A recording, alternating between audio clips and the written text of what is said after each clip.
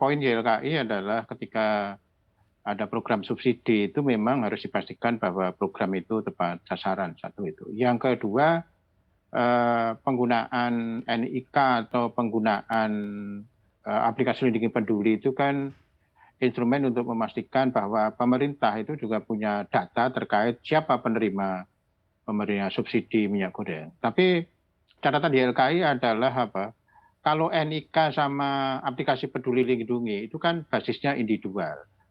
Sementara kalau kita bicara konsumsi rumah tangga itu lebih pas kalau basis datanya itu keluarga gitu loh. Jadi kalau keluarga itu mestinya bukan NIK tapi kartu keluarga kan gitu loh, keluarga. Jadi kalau apa ya basisnya NIK sementara satu keluarga itu ada beberapa NIK, ini juga subsidi itu bisa juga tidak tepat sasaran karena katakanlah satu rumah tangga itu punya 4 orang yang punya NIK. Kalau 4 NIK itu dipakai untuk transaksi semua itu jatuhnya dalam pandangan lembaga konsumen per keluarga jadi jatuhnya sangat besar gitu. Jadi mestinya pemerintah menggunakan data penerima subsidi itu basisnya keluarga, bukan individu yang menggunakan aplikasi lindungi atau NIK. Satu itu. Yang kedua juga tadi ini juga kesiapan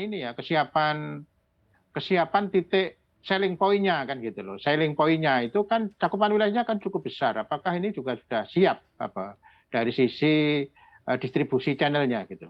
Oke, kalau dari Anda sendiri melihat tadi ya selain di satu sisi juga tampaknya ini bisa cenderung lebih kurang tepat sasaran, tapi dari segi mungkin kesiapan masyarakat ataupun juga teknis di lapangan sendiri, apakah tampaknya lebih cenderung possible begitu dengan tadi menerapkan peduli lindungi ataupun juga nikah? Ya memang mau basisnya NIK mau basisnya aplikasi peduli lindungi itu salah satu instrumen pendukungnya itu adalah jaringan internet ya. Karena kalau kita bicara NIK itu kan dengan harapan kan penjual itu bisa menginput NIK di dalam sistem mereka sehingga penerima subsidi itu kan terdata kan gitu loh. Persoalannya kan juga bagaimana dengan daerah-daerah yang masih dalam remote area yang jaringan internet itu tidak sebagus di kota-kota besar. Pada saat yang sama dia juga punya berhak mendapat subsidi minyak goreng kan gitu. Jadi itu salah satu tantangannya begitu.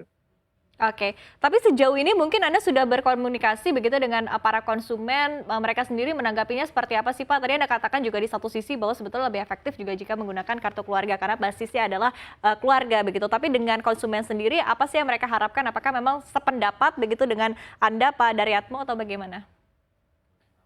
Ya tadi kalau menggunakan aplikasi peduli itu dilemanya adalah penerima subsidi ini kan bukan tipe konsumen yang melek internet atau melek smartphone kan kira-kira gitu loh.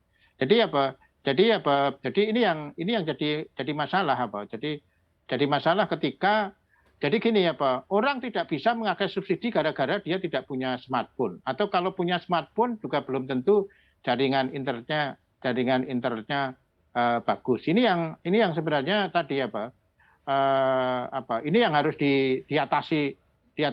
Jadi salah satu dari titik lemah dari kebijakan ini kan ini subsidi untuk masyarakat kecil tapi menggunakan instrumen yang masyarakat kecil itu masih sedikit atau yang mengakses smartphone atau aplikasi atau internet kan kira-kira gitu. Walaupun juga ada alternatifnya NIK, cuma NIK nanti kan juga dari sisi titik jual kan juga harus terkoneksi internet kan tidak mungkin kan dicatat manual kan kira-kira gitu. Oke. Oke, kalau dari Anda sendiri melihat sejauh ini apakah memang sudah ada mungkin tanda-tanda penolakan begitu dari masyarakat jika harus betul-betul menggunakan peduli lindungi ataupun juga NIK?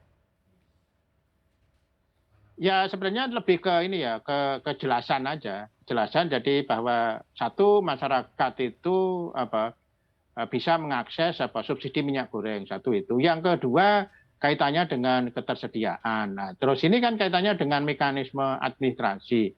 Mekanisme administrasi itu mestinya juga sesuatu yang sudah familiar dengan apa, dengan masyarakat kan gitu. Familiar itu dalam artian begini ya Pak, kemana sih apa, selama ini konsumen apa, membeli atau mendapatkan produk minyak goreng. Mestinya juga di titik-titik jual yang biasa dilakukan konsumen itu subsidi bisa diakses. Saya takutnya nanti justru tadi apa, bahwa subsidi ini bisa diakses untuk titik-titik tertentu, sementara titiknya itu jauh dari lokasi konsumen sehingga pada akhirnya juga konsumen terkendala biaya transportasi untuk bisa Ya. mengakses apa subsidi minyak goreng.